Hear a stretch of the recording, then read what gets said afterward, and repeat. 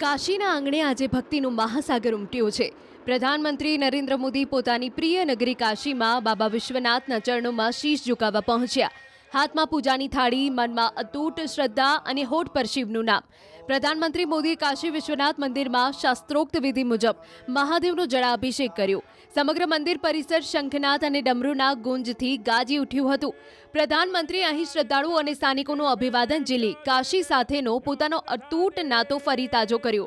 એક તરફ પીએમ મોદી ભક્તિમાં લીન છે, તો બીજી તરફ પશ્ચિમ બંગાળમાં લોકશાહીનો મહાકુંભ ચરમસીમાએ છે।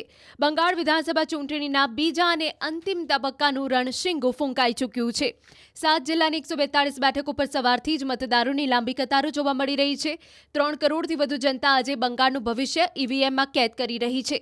કાશીમાં બાબાના આશીર્વાદ અને બંગાળમાં જનતાનો જનાદેશ।